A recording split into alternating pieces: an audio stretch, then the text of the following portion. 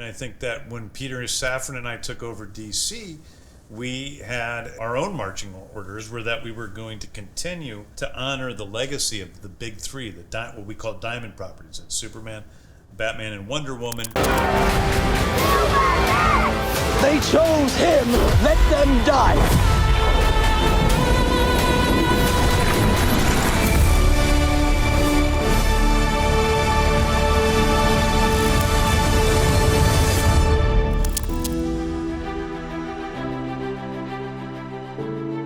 The biggest challenge was making sure I got Clark's voice right. I think he's this very gung-ho, eager guy, making sure I was true to who those characters were. Lois came to me really easily, actually, so she wasn't a challenge at all writing this, strong journalist. Like, it came naturally.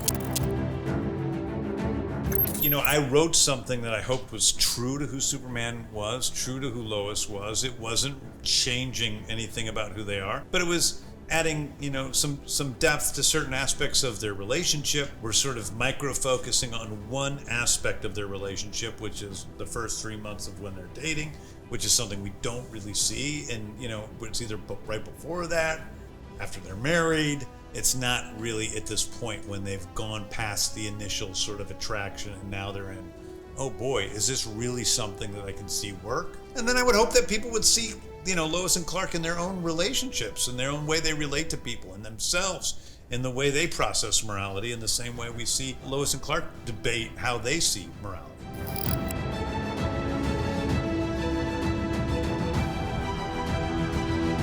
Making sure the scripts are good.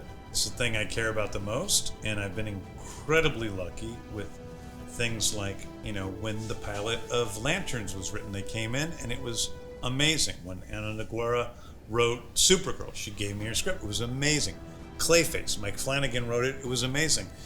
But then there's been a lot of other things that came in that weren't so amazing, and that means that we either have to slow them down or shift the way we're doing it or whatever. So it really comes down to the scripts. If you have a good script, then you can find great directors, to do that.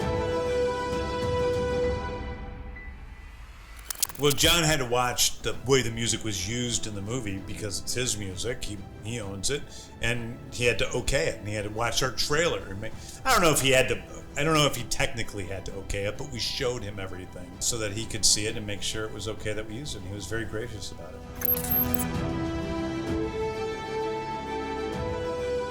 I think they're incredibly central. I think they're as central as they always were, and I think that when Peter Safran and I took over DC, we had our own marching orders were that we were going to continue to honor the legacy of the big three, what we call diamond properties. It's Superman, Batman, and Wonder Woman, and then other characters like Lantern, Green Lantern, who's very big but hasn't had as much of a chance in those characters.